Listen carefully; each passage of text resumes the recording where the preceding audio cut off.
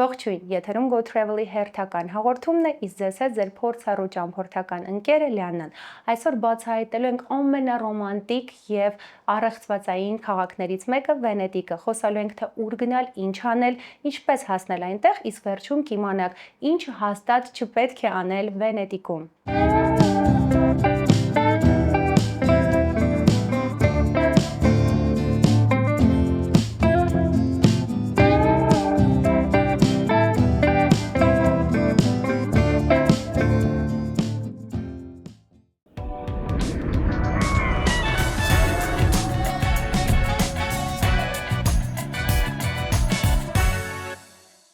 Երբ ասում ենք Վենետիկ, մեր գլխում տարբեր ասոցիացիաներ են պտտվում՝ դիմակահանդեսներ, շքեղ պալատներ եւ եկեղեցիներ եւ ռոմանտիկ զբոսանքներ գոնդոլներով։ Թվում է, թե Վենետիկը ներկայացնելու կարիք չունի, քանի որ այն միշտ պաշտվել է արվեստաբանների, նկարիչների եւ կինոգործիչների կողմից։ Սակայն ես ձեզ այսօր կներկայացնեմ մի քանի հետաքրքիր փաստեր։ Հիմա հասկանանք, թե որտեղ է գտնվում Վենետիկը։ Քաղաքը գտնվում է Իտալիայի հյուսիս-արևելյան մասում։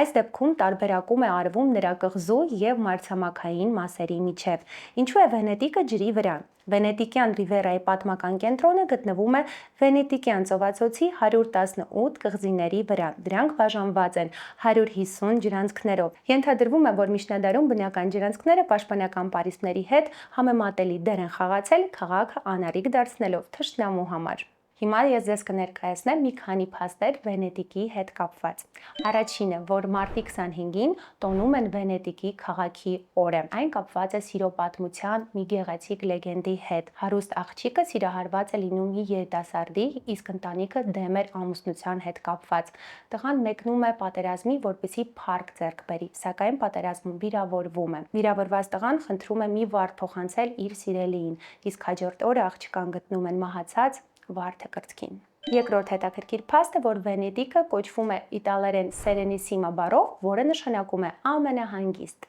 Վենետիկը, որը գտնվում է 118 կղզիների վրա, վերևից ձկան տեսք ունի։ Չորրորդ հետաքրքիր փաստը, որ Վենետիկում կղզիները միմյանց միացված են 400 կամուրջներով։ Եթե դուք կարծում եք, որ Վենետիկը միշտ Իտալիայի կազմում է եղել, դուք սխալվում եք։ Մինչև 15-րդ դարը այն համարվում էր Վենետիկյան հանրապետություն, որը շատ հարուստ եւ հզոր պետություն էր, սակայն այն գրավվեց թուրքերի կողմից։ Այն գրավել է նաեւ Նապոլեոնը, 18-րդ դարում նաեւ եղել է ավստրիական կայսրության կազմում եւ միայն 1866 թվականին դարձել է Իտալիայի մի գեղեցիկ մաս։ Վենետիկում կա ուղիղ 452 գոնդոլներ։ Գոնդոլիստների մասնագիտությունը այստեղ համարվում է եկամտաբեր եւ պատվաբեր։ Այն փոխանցվում է ժառանգաբար, իսկ գոնդոլիստի մասնագիտություն ստանալու համար պետք է ունենան համապատասխան լիցենզիա։ Առաջին կին գոնդոլիստը հայտնվել է միայն 2009 թվականին։ Եթե դու ուզում ես վայելել գոնդոլայով զբոսանքը, այն կարժենա 80 եվրո 40 րոպեի համար, սակայն տուրիստների բախտը այստեղ մեկ-մեկ չի բերում։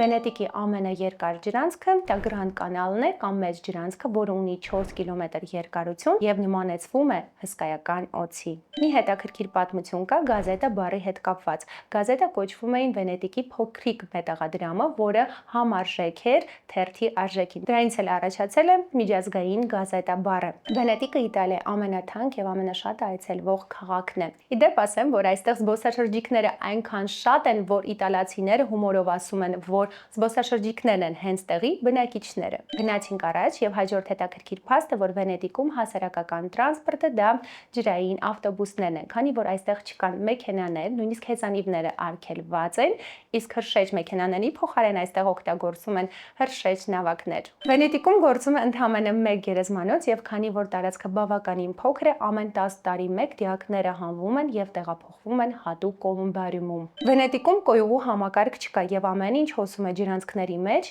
եւ մակընթացությունների հետ ամեն 12 ժամը մեկ տարվում է միջերկրական ծով։ 13-րդ դարում վենետիկյան ապակեգործները ոչ մեկին հայտնի չէին։ Նրանք որոշեցին բյուզանդական ապակու բաղադրատոմսը բերել Կոստանդնուպոլսից։ Հրդեհների վախի պատճառով ապակիների նավակների արտադրության նոր տեխնոլոգիան տեղափոխվեց Մուրանո կղզի, իսկ հետո Մուրանո ապակու արտադրությունը հայտնի դարձավ ամբողջ աշխարհում։ Վենետիկը երկվորյակ ունի։ Ուշադիր նայեք այս երկու լուսանկարներին, նրանցից մեկը Վենետիկը չէ։ 1999 թվականին Լաս Վեգասում կառուցվեց Վենետիկ խաղատունը։ Նրա շուրջը կառուցվեցին շենքեր, տներ, կամուրջներ եւ իհարկե ջրանցքներ։ Շատերը կարծում են, որ Վենետիկի ամերիկյան տարբերակը ավելի շքեղ է։ Իսկ դու մեկնաբանություններում նշիր, թե քեզ որ տարբերակը դուր եկավ։ Իսկ այստեղ ես ձեզ համար կթողեմ Լաս Վեգասի հաղորդման մասին պատմող լինքը։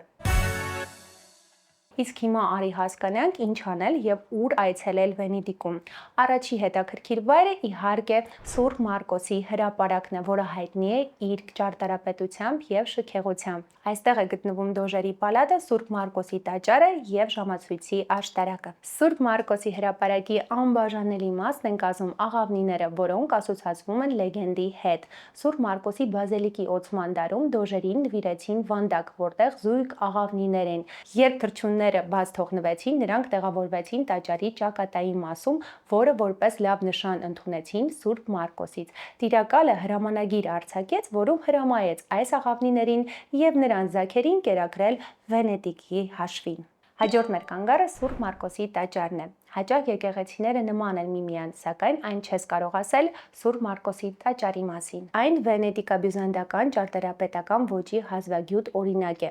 Ամեն ինչ սկսվեց 9-րդ դարի բավականին համեստ բազիլիկից։ Մի քանի դար անց Դոժե Դոմինիկո Կոնտարինին ցանկացավ վերակառուցել այն եւ տալ նրան աննախադեպ գեղեցիկ եւ շքեղ եկեղեցու տեսք։ Կարելի է մի ամբողջ գիր գրել միայն բազիլիկի ինտերիերի մասին, բայց միայն սեփական աչքերով տեսնելով այն կզգաս զգացմունքների եւ տպավորությունների ողջ շրջանակը։ Հաջորդը Սուրբ Մարկոսի հրապարակում գտնվող ժամացույցի աշտարակն է։ Վենետիկցիները շքեղ պալատներ ու տաճարներ են կառուցել ոչ միայն գեղեցկության հանդեպ սիրուց դրդված, այլև նպատակ ունենալով հյուրերին ցույց տալ հանրապետության հարստությունը ու հզորությունը։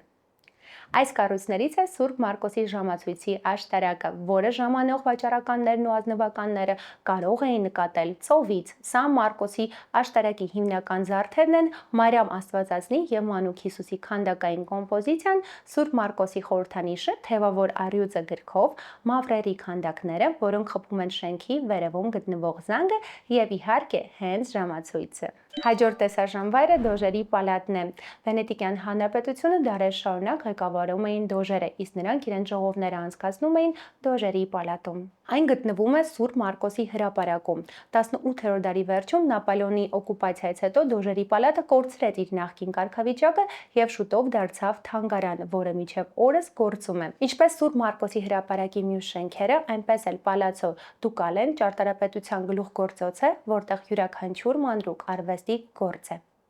Հաջորդը հառաչանքների կամուրջն է։ Իհարկե հառաչանք բառ ասելով մենք ասոցացնում ենք սիրահարների հառաչանքների հետ, սակայն այս անունը ունի շատ տխուր պատմություն։ Ըստ լեգենդի, դատապարտված մարդիկ երբ անցնում էին այս կամուրջով, իրենց վերջի հայացքով նայում էին Վենետիկի գեղեցիկ տեսարանին եւ հառաչում էին, քանի որ գիտեին, որ այլևս երբեք չեն կարողանալու տեսնել այս քաղաքը։ Խաբուսիկ է ոչ միայն հառաչանքների կամուրջի անվանումը, այլև արտաքին տեսքը, քանի որ դրսից այն շատ գեղեցիկ է, բայց ներսից իսկապես մութ զնդան է հիշեցնում։ Սակայն այս տխուր պատմությունից հետո այժմ մի գեղեցիկ լեգենդ կա։ Մայրամուտին նավարկելիս կամուրջի տակով կարող ես համբուրել քո սիրելիին, իսկ քո զգացմունքները կլինեն փոխադարձ եւ հավիտենական։ Հաջորդը Ռեալտո կամուրջն է, որը կառուցվել է Մեծ ջրանցքի ամենանեղ հատվածում։ Ներկայիս քարե կամուրջը կառուցվել է 16-րդ դարի վերջին, մինչև այդ կամուրջը փայտյա է եղել եւ մի քանի անգամ փլուզվել է։ Կամուրջը սիրված վայր է զբոսաշրջիկների համար, ովքեր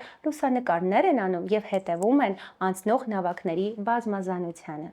Այս կամուրջը նաև հայտնի է մեծանուն գրող Ավետիք Իսահակյանի «Մի մրահոն աղջիկ տեսա» ստեղծագործությունից։ Հաջորդ կանգառը Սանտա Մարիա դելլա Սալուտի տաճարն է։ Երբ 1629 թվականին ժանտախտը հասավ Իտալիա, միայն Վենետիկում խլեց մոտ 100,000 կյանք։ Համաճարակն ավարտվեց 1631 թվականին եւ ի հիշատակ դրա վենետիկյան իշխանությունները որոշեցին կառուցել Սանտա Մարիա դելլա Սալուտի տաճարը, որտեղ սալուտ նշանակում է առողջություն եւ փրկություն։ Հաջորդը Լա Ֆենիս օպերային թատրոնն է։ Թատրոնը բացվել է 1792 թվականին, սակայն անունը ստացել է մի փոքր ուշ։ Լա Ֆենիս բառից, որը թարգմանաբար նշանակում է Փյունիկ, մի քանի անգամ այրվել է, բայց ամեն անգամ վերածնվել է մոխիրից։ Վենետիկի օպերային թատրոնը գրեթե իր հիմնադրման օրվանից եղել է Իտալիայի եւ ամբողջ Եվրոպայի լավագույն եւ ամենաազդեցիկ թատրոններից մեկը։ Շատ կոմպոզիտորներ եւ ռեժիսորներ երազում էին իրենց օպերետները ցուցադրել հենց այստեղ։ Դե ինչ Վենետիկում հանգիստ առանց Սուրբ Ղազար կղզի այցելության։ Այն գտնվում է Վենետիկից ընդամենը 20 րոպե հեռավորության վրա։ Քչերը գիտեն, ինչպես է այս կղզին բաժին հասել հայ կաթոլիկներին։ 12-րդ դարում այս կղզին հատկացրեցին բորոտների վարակիչ հիվանդության տարածումը կանխելու համար։ Այլ միջոց չգտնելով վենետիկցիները բորոտավորներին տանում էին այդ կղզի մեկուսացման համար։ Կղզու հիվանդներին խնամում, սնունդ էին ապահովում հայ միաբանները։ Ժամանակի ընթացքում հիվանդությունը նահանջում է, ապա մարում, իսկ կղզում հայ միաբանների թիվը գնալով աճում է։ Վենետիկցիները ի նշան երախտագիտության 1717 թվականին որոշում են կղզին թողել հայ կաթոլիկ միաբաններին, ովքեր Մխիթար Սեբաստացու գլխավորությամբ եկել էին կղզի։ Նրանց ջանքերով էլ աստիճանաբար կառուցեցին միաբանություններ, շինություններ, որոնք հետագայում պահելու էին հայոց ձեռագրի մշակույթի կարևորագույն նմուշները։ Իսկ կղզին կոչվում է Սուրբ Ղազար, քանի որ հենց Ղազարն է համարվում բորոտների եւ հիվանդների հովանավոր սուրբը։ Անպայման ուղևորվեք Մուրանո կղզի։ Այստեղ է գտնվում 12-րդ դարի Սանտա Մարիա եւ Դոնատոյի հիասքանչ տաճարը, Սանտա Մարիա դելլի Անջելեի եկեղեցին եւ ապակիների պատրաստման բազմաթիվ արհեստանոցներ։ Մուրանո կղզին գրեթե 800 տարի հայտնի է եղել իր ապակիներով, որոնք մինչև օրս զարդարում են պալատներն ու տաճարները ոչ միայն Վենետիկում, այլև ամբողջ աշխարհում։ Դուք կարող եք ինքներդ ձեզ փորձել ապակու փչողի դերում կամ պարզապես հետևել գործընթացին, ճանապարհին գնելով մի քանի տեղական հուշանվերներ։ Մուրանո այցելելիս անպայման բաց չթողնես նաև Բուրանո կղզին։ Մինչև 20-րդ դարի սկիզբը Բուրանոն համարվում էր վենետիկյան նահանգ, ուստի քչերն են այստեղ գալիս հանգստանալու կամ խոշոր առևտրային գործարքներ կնքելու համար։ Սա գուցե ժամանակին բացասական է եղել, բայց հիմա Բուրանոյի մեկուսացումը միանշանակ դրա դրական կողմներից է։ Այստեղ հանգիստ է եւ աներևակայելի գեղեցիկ, իսկ առանձնահատուկ մթնոլորտը ապահովում է վառ գույներով ներկված տները նեղ ջրային ալիքների երկայնքով։ Նրանք ստեղծում են աներևակայելի ֆոտոգենիկ լանդշաֆտ, որը ստիպում են լուսանկարներ անել ամենը, ինչը ձեզ շրջապատում է։ Այս կղզին նաև հայտնի է իր ժանյակներով, որը դու կարող ես վերցնել որպես սուվենիր քո տատիկի համար։ Երևի դու արդեն հոգնած կլինես շքեղ պալատներից եւ տաճարներից, այս դեպքում ես քեզ կառաջարկեմ Լիդո կղզու լողափերը։ Խորհուրդ եմ տալիս մի փոքր հանգստանալ եւ այրևայրուկ ընդունել Ադրիատիկ ծովի ափին գտնվող լողափում։ Այստեղ հանգստանալու են գալիս ոչ միայն զբոսաշրջիկները, այլ նաեւ իրենք վենետիկցիները, քանի որ Լիդոյի լողափները մաքուր են, ջուրը տաք, իսկ հատակը ծանծաղ եւ անվտանգ երեխաների համար։ Լողափը ունի բոլոր անհրաժեշտ ենթակառուցվածքները եւ կա ժամանց յուրաքանչյուր ճաշակի եւ գույնի համար։ Լիդոյում կան նաեւ բազմաթիվ հյուրանոցներ եւ ռեստորաններ, այնպես որ կարող եք հիանալի հանգիստ անցկացնել հենց այստեղ։ Իսկ հիմա եկեք խոսենք Վենետիկի ամենավառ իրադարձություններից մեկի՝ վենետիկյան կառնավալի մասին։ Մոտավորապես 17-րդ դարում վենետիկցիների մոտ առաջացավ դիմակներ կրելու գաղափարը, պաշտպանելու իրենց անձնական տարածքը, քանի որ քաղաքը փոքր էր։ Դրան կարող են կրել սիրահարները, ովքեր չէին ցանկանում հրապարակայնություն, կամ այն մարդը, ով գնել է ամոթալի հիվանդության բուժումը։ Բայց հետո մարդիկ հասկացան, որ ծածկելով իրենց դեմքերը, իսկ որոշ դեպքերում նաև ձայնը փոխելը, կարող են ստվերային բաներ անել, օրինակ գնալ հասարակած տներ, խաղամոլություն եւ անլուրջ հագնվել։ Վենետիկում լրիվ անկում սկսվեց եւ իշխանությունը որոշեց, որ դիմակներ թույլ կտա կրել համապատասխան ամիսներին միայն կառնավալի ժամանակ, այդտեղից էլ առաջացավ կառնավալի գաղափարը։ Այն անցկացվում է ամեն տարի փետրվար ամսին եւ ուղեկցվում է մշակութային միջոցառումներով եւ դիմակահանդեսներով։ Իդեպ ասեմ, որ այստեղ կարող ես ձեռք բերել քեզ ուզած դիմակահանդեսի զգեստը, այն արժե մոտավորապես դիմակի հետ միասին 700 եվրո, իսկ դիմակահանդեսների մուտքը սկսվում է 400 եվրոից։ Իսկ հիմա մեկնաբանություններում նշի Վենետիկի քո սիրած վայրը։ Իսկ հիմա ձեզ ներկայացնեմ, թե որտեղ մնալ Վենետիկում։ Առաջի հյուրանոցը, որը ձեզ համար առանձնացրել եմ, դա Danieli Luxury Collection հյուրանոցն է։ Շքեղ հյուրանոց վենետիկյան ոճով գտնվում է մեծ ջրանցքի ափին, Վենետիկի հենց սրտում, Սուրբ Մարկոսի հրապարակի մոտ։ Եթե ձեր բյուջեն թույլ չի տալիս գիշերել, մի անհանգստացեք, այցելեք հյուրանոցի նախասրահ ապերատիվի համար։ Դուք չեք զղջա դրա համար։ Երեկոյան երաժիշտը դաշնամուր է նվագում դահլիճում եւ մթնոլորտը վերածվում է իսկական կախարդանքի։ Իսկ եթե մնում եք այստեղ, անպայման մասնակցեք հենց տանիքին գտնվող նախաճաշին, որտեղից բացվում է հիասքանչ տեսարան։ Ավելացնեմ, որ այստեղ նկարահանվել են բազմաթիվ ֆիլմեր, իսկ դրանցից կառանձնացնեմ զբոսաշրջիկը Ջոլի եւ Դեպի հետ եւ գործակալ 007-ը։ Հաջորդ հյուրանոցը, որ առանձնացրել եմ, Radisson Collection Palazzo Nani Վենետիկն է։ Վենետիկի շքեղ հյուրանոցներից մեկն է, որը տեղակայված է 16-րդ դարի պատմական պալատում։ Հյուրանոցը համադրվում է դասական վենետիկյան ճարտարապետությունը ժամանակակից հարմարավետությունների հետ, ստեղծելով յուրահատուկ եւ հարմարավետ միջավայր։ Պալատը կառուցվել է 16-րդ դարում որպես Նանի ընտանիքի նստավայր, իսկ վերանորոգման ընթացքում պահպանվել են վենետիկյան դասական ոճի էլեմենտները, որմնանկարներ, բարձր առաստաղներ եւ փորագրված քարե տարրեր։ Պատրաստ եք միասին ուղևորվենք համեղ ընթրիքի։ Ես ձեզ համար առանձնացրել եմ Վենետիկի 3 լավագույն ռեստորանները։ Առաջինը դա Riviera ռեստորանն է։ Մեծ ջրանցքի ափին գտնվող հիանալի ռեստորանը կատարյալ վայր է ռոմանտիկ երեկոյի համար։ Մարդիկ գալիս են այստեղ վայելելու իտալական համեղ խոհանոցը, հիանալի եւ խաղաղ մթնոլորտը ներդաշնակության եւ սիրո զգացումը։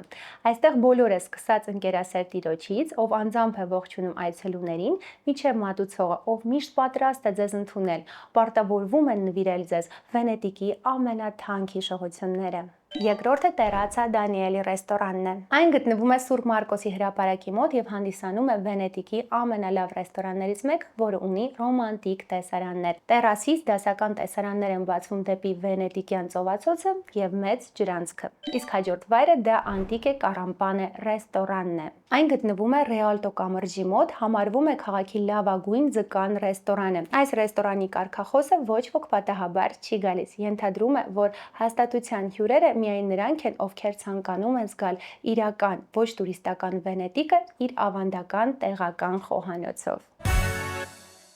Իսկ հիմա եկավ այն հետաքրքիր պահը, թե ինչ չի կարելի անել Վենետիկում։ Ես ձեզ կներկայացնեմ արգելքները իրենց տուգանքներով։ Առաջինը՝ չի կարելի կերակրել աղավնիներին։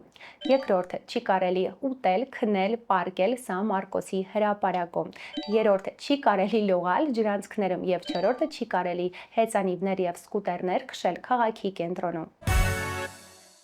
Իսկ հիմա եկեք հասկանանք, թե երբ է ամենալավ ժամանակահատվածը Վենետիկ այցելության համար։ Ես ձեզ խորհուրդ կտամ ապրիլից մայից եւ սեպտեմբերից հոկտեմբեր ընկած ամիսները։ Դուք կարող եք Վենետիկ այցելել նաեւ ձմռանը, ամբողջից խուսափելու համար, սակայն այստեղ կարող եք հանդիպել անձրևների։ Դե հիմա եկեք հասկանանք, թե ինչպես հասնել Վենետիկ։ Երևանից դեպի Վենետիկ ուղիղ թռիչքներ կան Wizz Air բյուջետային ավիաընկերությունով, իսկ թռիչքի տևողությունը 4 ժամ 15 րոպե է։ Իսկ եթե դուք վիզա չունեք, կարող եք դիմել TLS Իտալիայի վիզայի կենտրոն։ Պատասխանը տրամադրվում է 10 աշխատանքային օրում։ Գիտնականները ապացուցում են, որ Վենետիկը ամեն տարի մի քանի սանտիմետր անցնում է ջրի տակ։ Իսկ դուք պետք է ժամանակ չկորցնեք եւ հնարավորինս շուտ այցելեք այս ռոմանտիկ եւ առեղծվածային քաղաք։ Վենետիկի մասին մեր հաղորդումը մոտեցավ ավարտին, իսկ ձեզ մնում է միայն բաժանորդագրվել ալիքին, սեղմել զանգակ կոճակը եւ մեկնաբանություններում գրել, թե որտեղ ուղևորվենք հաջորդ հաղորդմանը։ Իսկ վերջում ուզում եմ ձեզ հիշեցնել, որ այն գումարը, որը դուք ծախսում եք ձեր ճանապարհորդությունների ընթացքում, հարստացնում է հենց ձեզ։